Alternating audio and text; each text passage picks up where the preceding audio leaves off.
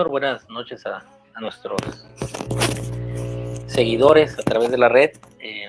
Nos da un gusto volver a verlos. La verdad que deseo para ustedes salud, que es lo principal ahorita con la situación actual.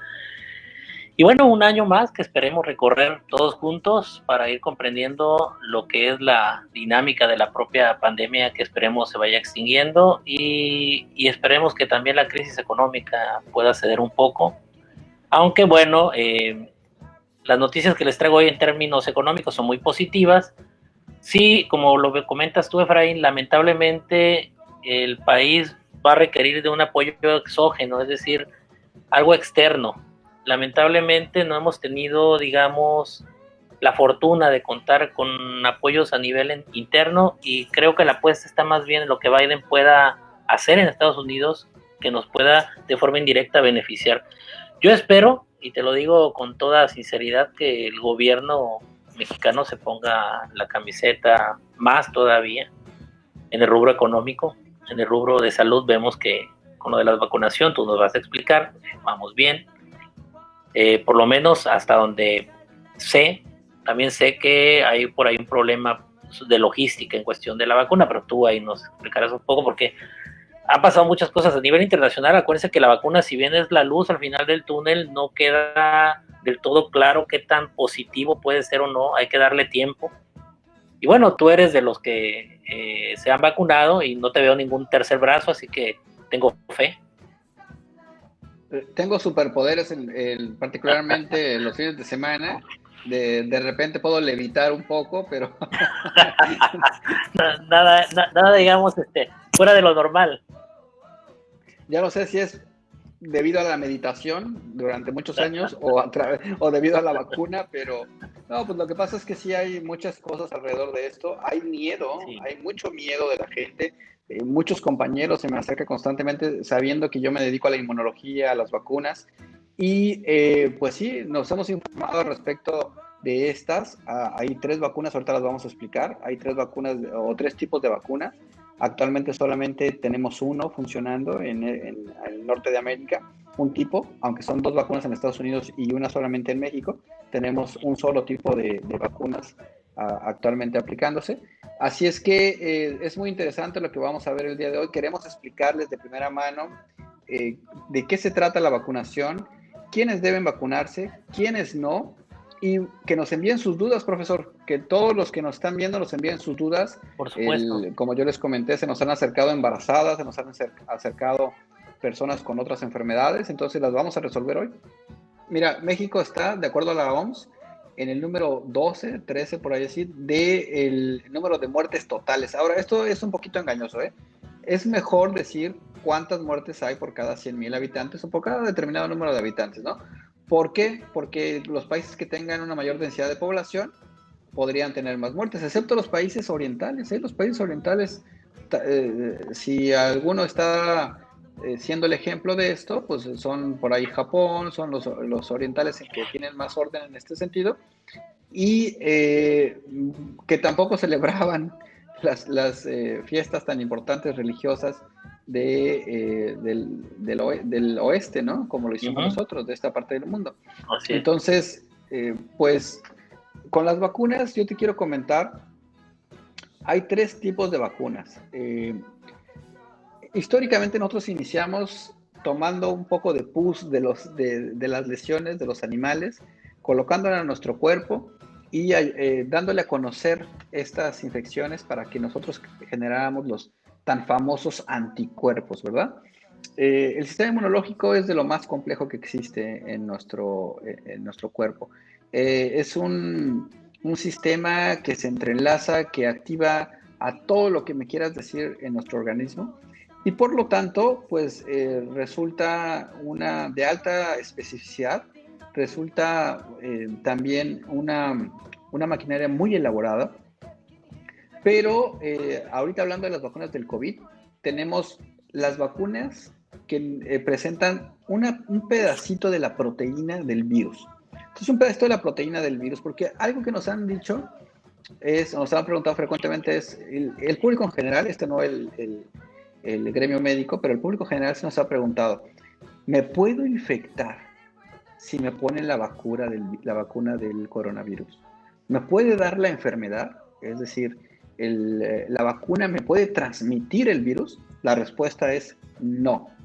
¿Por qué? Porque estamos solamente administrando una proteína, un pedacito del virus que no tiene la función, que no tiene la capacidad de replicarse, de usar nuestra maquinaria para replicarse y generarnos el daño que ya hemos hablado en otros programas. Y de esta manera, pues que nuestro cuerpo conozca el virus con anticipación y cuando se tenga que enfrentar a él, pues sí ya tenga un arsenal preparado, una maquinaria preparada para poder erradicarlo rápidamente. Y es que te comento, una vacuna puede generar varias semanas, puede tardar varias semanas para que tú te puedas defender de una infección. Entonces, por eso también nos han preguntado, bueno, y resulta que hemos observado que personas ya vacunadas con la primera dosis se han infectado y ahorita tienen síntomas. Sí, sí puede suceder, porque si te infectaste el tercer día, el cuarto día, el quinto día, también por una falsa confianza, ¿verdad? Puedes tener la enfermedad. Entonces, esa es la primera vacuna, la de proteínas, un pedacito de la proteína. La segunda vacuna es donde utilizamos un virus distinto. Utilizamos un virus o un pedacito de un virus distinto y le insertamos, le pegamos la proteína del virus de coronavirus. Entonces, ese otro virus no nos va a generar un problema, no nos va a generar una infección y lleva la proteína que es reconocida por nuestro sistema inmunológico, que genera exactamente lo mismo. Una memoria, una anticipación para que nuestro cuerpo se defienda en una futura infección. Una futura infección. No quiere decir que te pongas la vacuna, salgas y ya puedas hacer lo que quieras, porque ese es un gran problema, ¿eh? Y la que estamos usando ahorita, el tercer tipo, que es el que se está administrando en nuestro país, y también los dos tipos que están administrando en Estados Unidos, la vacuna de Moderna y la vacuna de Pfizer, utilizan RNA mensajero. ¿Qué es el RNA mensajero? Es una tecnología que se ha estudiado durante muchos años, tampoco es que sea algo nuevo. Ha tenido sus altibajos por cuestiones de costos en la producción, de una serie de situaciones, ¿no? Y se ha estudiado para otros virus, por ejemplo, el de la influenza, el de la rabia, el citomegalovirus. En fin, no es exclusivo para el cáncer también, porque lo que hacemos es, los médicos al inyectar esta vacuna, es que este RNA mensajero es exactamente la copia de nuestro ADN, ¿verdad? O sea, el ADN tiene nuestra información y lo que hace nuestra célula para formar proteínas y para formar nuestro cuerpo es copiarse.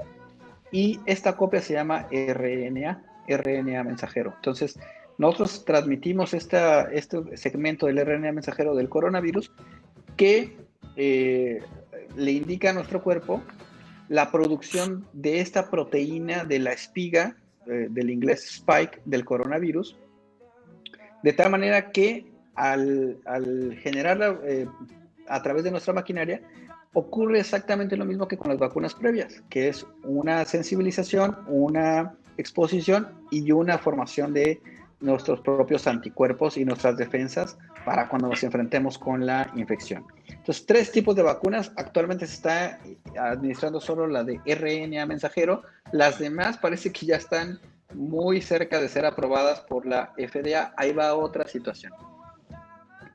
Se supone que antes tardábamos 10 años en desarrollar una vacuna. ¿Cómo le hicieron para que se produjeran estas vacunas en un año?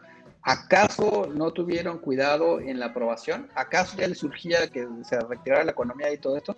Bueno, los Estados Unidos tienen un control obviamente muy estricto. Ahorita pues la confianza también externa hacia el país es lógica porque por todo lo que sucedió, por la violencia que vimos en el cambio de gobierno, cosa que jamás habíamos experimentado ni esperábamos de un país como Estados Unidos, pero ve la situación de desconfianza que generó esa situación de toda esta forma de conducirse del antiguo presidente y que bueno, tal vez ahora tiene una oportunidad de cambiar y de regresar a la confianza que tenían el resto de los países en ellos, ¿no? Pero esta especie de organismo, de estructura que se encarga de aprobar los medicamentos y todo aquello que se usa en la medicina en Estados Unidos, ha mostrado sus protocolos todos los días para decir que sí se ha experimentado, que sí se ha visto, que sí ha aprobado todos los criterios y todos los lineamientos, que lo que se ha realizado realmente pues es emplear todos los mecanismos y toda la maquinaria y todo el dinero para producir vacunas que antes se utilizaban otras cosas. Por ejemplo, la vacuna de la influenza no estuvo tan disponible este año más que para el sector salud de nuestro país, pero no por vía privada, por ejemplo. ¿Por qué? Porque la maquinaria se utilizó para la vacuna de COVID. Entonces, hasta el momento, ellos argumentan a través de varias cosas, de varias situaciones, que ha pasado todos los lineamientos que ellos normalmente solicitan para aprobar cualquier medicamento o cualquier vacuna. Allá en ese país también están brindando números, aplicaciones para que se reporten las reacciones, porque eso también es cierto.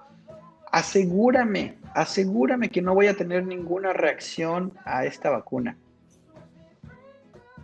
Todas las vacunas, todos los medicamentos, hasta los alimentos, hasta las cosas naturales, hasta lo que te pueda brindar tu papá, tu mamá, tu abuelito, tu sacerdote, quien sea, todas las cosas pueden tener una repercusión, ¿sí?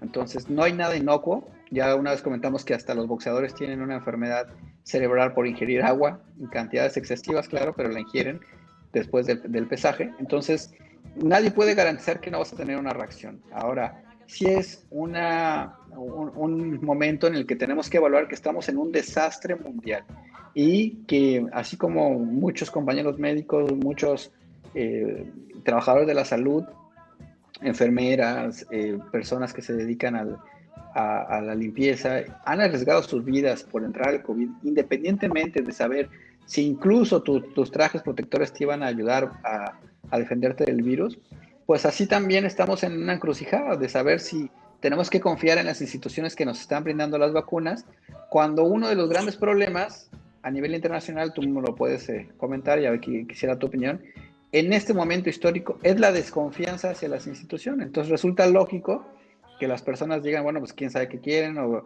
desde cosas lógicas hasta cosas como que te va a controlar los marcianos y no sé qué cosas, ¿no? Pero esa sería la situación.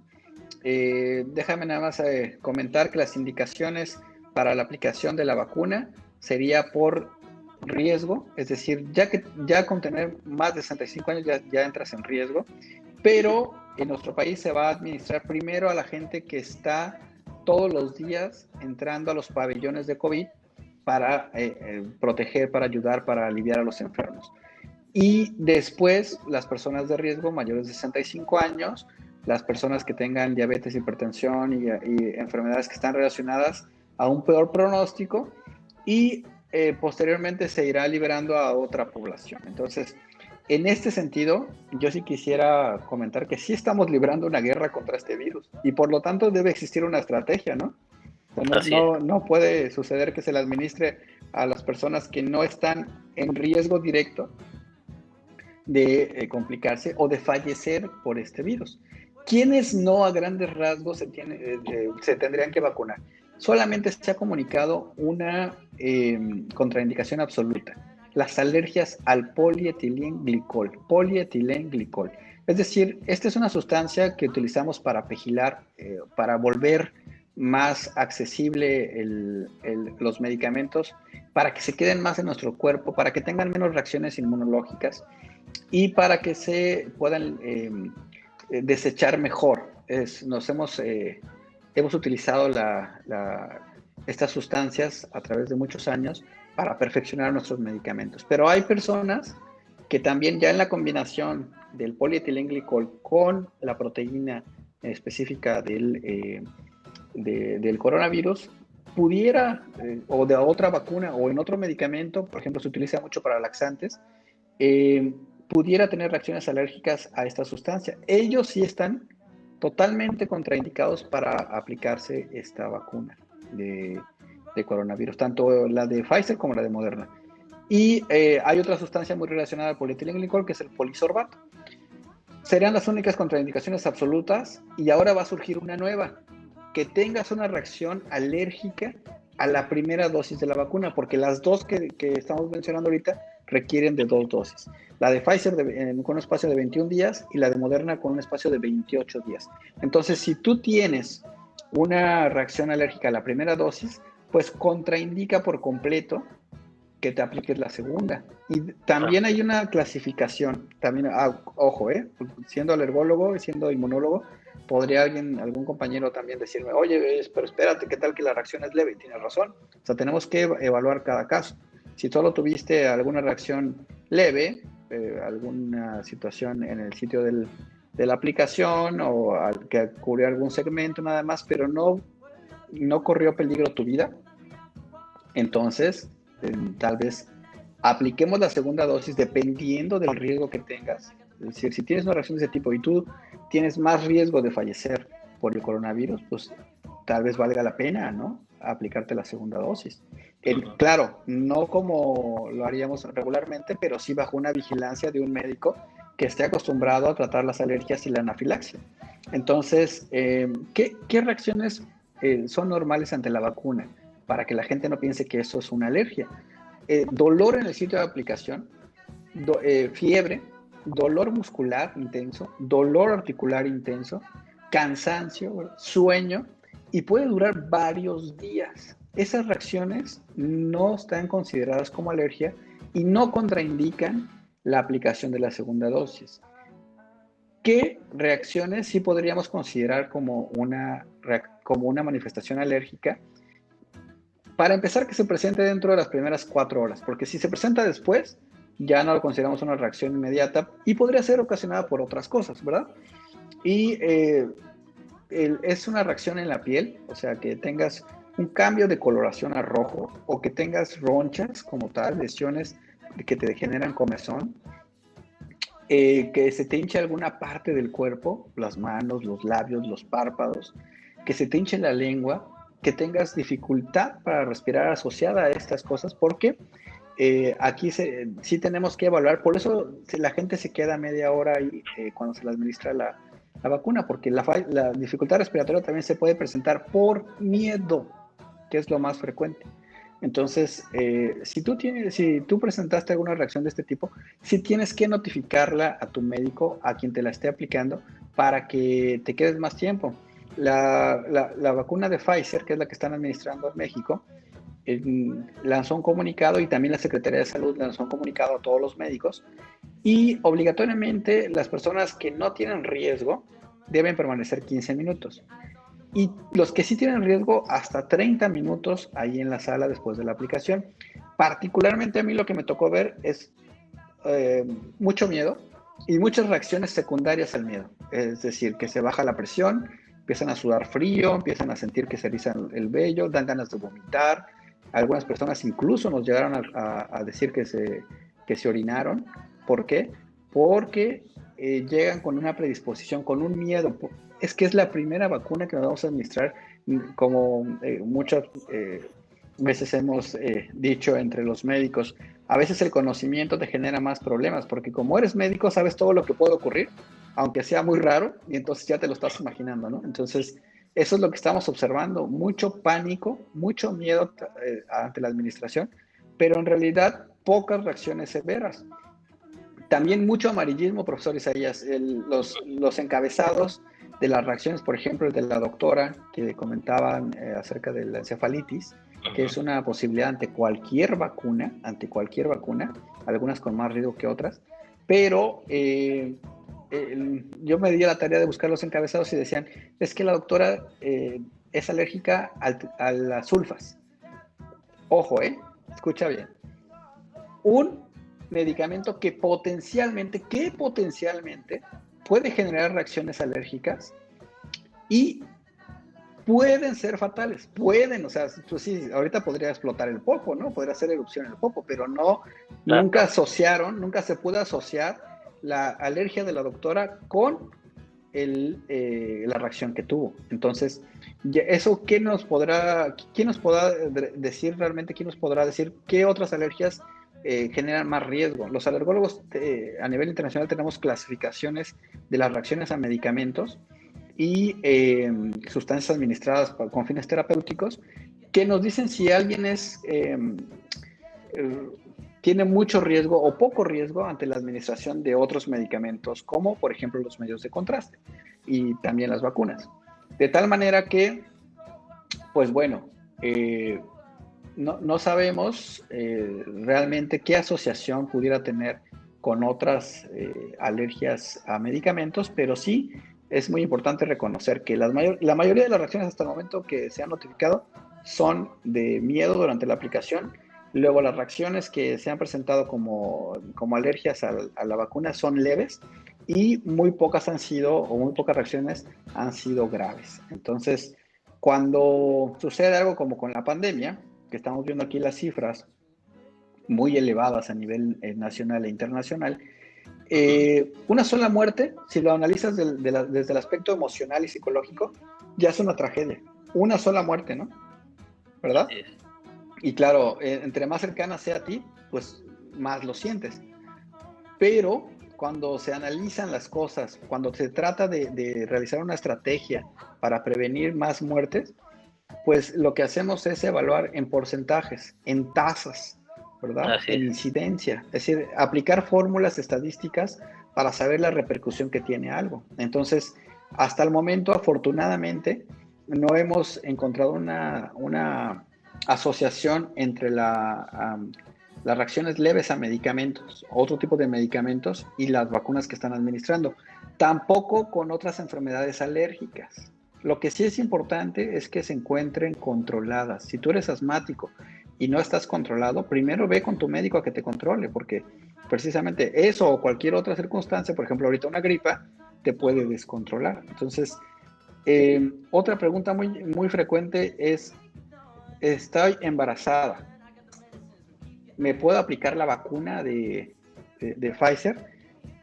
En Estados Unidos, los centros de control de enfermedades recomiendan la aplicación de la vacuna, pero que puedas tener una reacción o no, tú individualmente, nadie te lo puede decir, ¿de acuerdo? Habitualmente y estadísticamente, la probabilidad de tener una reacción o algún problema estando embarazada, pues es muy poca porque tenemos la experiencia con otras vacunas. En el embarazo, ¿qué vacunas sí están prohibidas o cuáles no se deben de administrar nunca? Las de virus vivo. Y esta no es una de virus vivo, es una de RNA mensajero. Entonces, no se ha encontrado una razón por la cual no se puedan administrar, pero es muy difícil que alguien te pregunte, oye, ¿puedo tener una reacción si como camarón? Pues sí podrías, ¿no? Pero la estadística es baja, ¿verdad? Entonces, con el tiempo vamos a tener esta información. No hay hasta el momento algo que nos impida aplicarle la vacuna a las embarazadas y en Estados Unidos se está recomendando particularmente la aplicación de estas vacunas en mujeres que están embarazadas. También te debo contar que han llegado ya muchas embarazadas con COVID positivo y mira que se complica la situación, ¿eh? Algunas las hemos tenido que intubar y conectar a ventiladores mecánicos. Como están en un periodo en el que son muy resistentes, afortunadamente prácticamente todas las hemos podido recuperar, pero sí generan una complicación y la tasa de natalidad, al menos en nuestro país, no ha bajado, ¿eh? Se mantiene.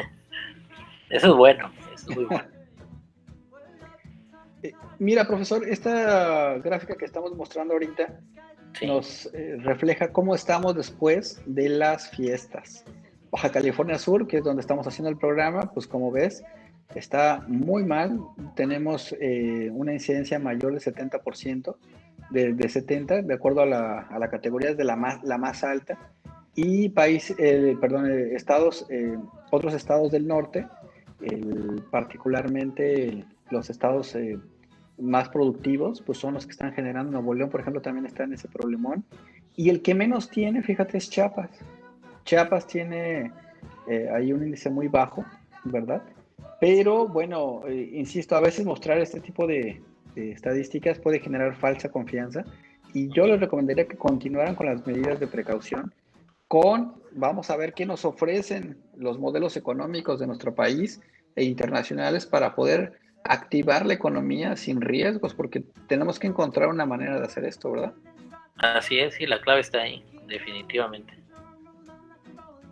Comparado con la Ciudad de México, que tiene un nivel de 452, como vemos aquí en esta imagen, Baja California Sur tiene 235. Quiere decir que pues no atendimos a las recomendaciones y que estamos en un problemón después de las fiestas. Este es el semáforo epidemiológico que nos arroja a nivel nacional, y los estados del centro y, como te decía, por ejemplo, Nuevo León, pues están en niveles más críticos, ¿no? Sí.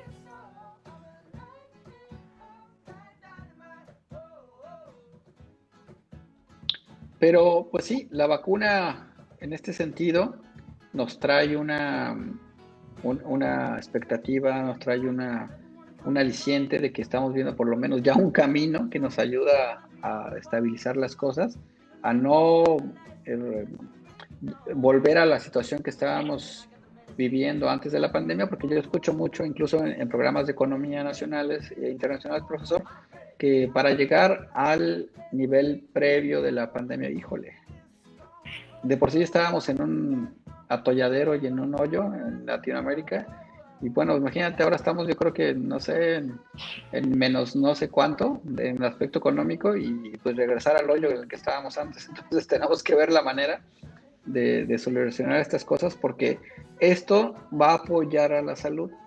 Si Así la es. gente tiene cómo sobrevivir, si la gente tiene cómo mantenerse, va a tener menos pánico, va a tener menos crisis nerviosa, va a tener menos problemas de violencia, y va a necesitar menos hacer otras cosas como delinquir. Entonces es muy importante que los modelos económicos apoyen al de salud. Mira cómo Sí, estamos hoy, por ejemplo, si quieres leernos cómo estamos en Baja California Sur. bueno, ahí dice que tenemos, perdón, porque no ando muy, digo, mi vista no, doctor, ya paso del cuarto piso, así que por eso me toca el mayo. ¿Ya estás pasando el cuarto piso, profesor? Sí, ya, Pues ya. mira, tenemos 283 sospechosos, tenemos 1.611 activos, 947 defunciones, 18.540 recuperados, Ese dato es importante. 21.098 acumulados. Así es. El dato importante son los recuperados, por lo que decías tú de la cuestión estadística. Luego la gente se espanta. En términos de tasa, en realidad el virus tiene un porcentaje de mortalidad pequeño, pero no debe generar eso falsa confianza.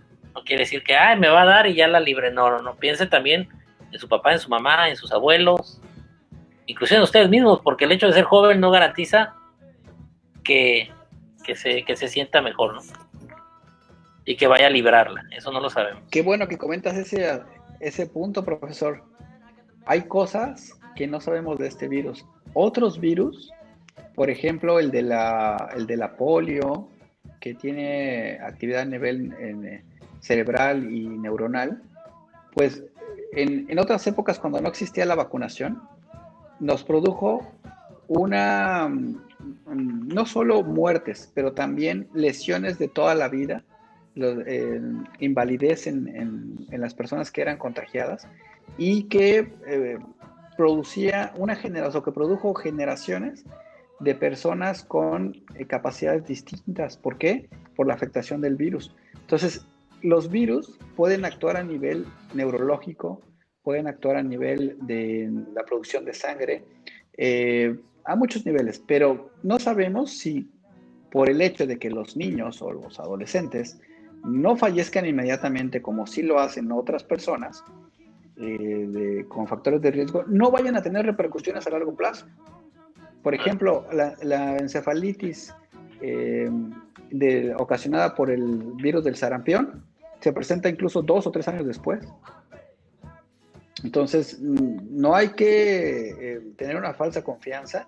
Ahorita nuestra mejor opción radica en la vacunación y en protegerse adecuadamente para que podamos echar a andar la economía, para que podamos realizar actividades con precaución, porque insisto, lo más trágico de todo es que no fue ni siquiera por la economía, sino por las reuniones sociales que no tuvieron precaución y que contagiaron a las personas susceptibles. Entonces, ¿quiere decir que no te reúnas con tu núcleo familiar? Pues sí, con tu familia, con tus hijos, pero trata de no llevarle el virus a otras personas, ¿no? Te puedes arrepentir toda tu vida. Claro, eso es clave. Eso es clave. si salieron, si tuvieron un viaje, si Aquí en esta fueron gráfica, ustedes, es importante, no, o sea, si estar conscientes, pues si salí por trabajo, me tuve que ir de viaje o tuve que estar en el centro comercial porque me tocaba hacer el mandado, bueno, y tengo padres grandes o abuelos, pues mira, no va a pasar nada que deje 2 semanas de estar ahí, pero garantizo que no los voy a enfermar. Pues.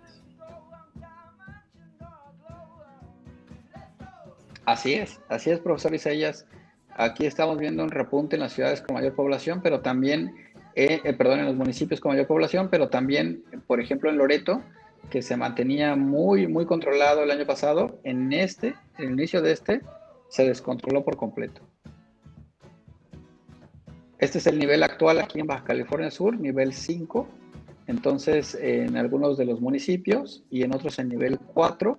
Y bueno, pues estamos luchando porque otra vez tenemos cerrados muchos de los negocios, muchos restaurantes, bares y motores de la economía, porque estos son lugares turísticos, están cerrados y eso va a repercutir. Así es. Sí, sobre todo golpea mucho a la pequeña y mediana empresa, ¿no? Así es, profesor. Entonces, para finalizar con lo de las vacunas, me gustaría comentarles que no hay contraindicación tampoco en otras situaciones, por ejemplo, que tengas cáncer, que tengas alguna inmunodeficiencia, no se ha emitido ninguna contraindicación.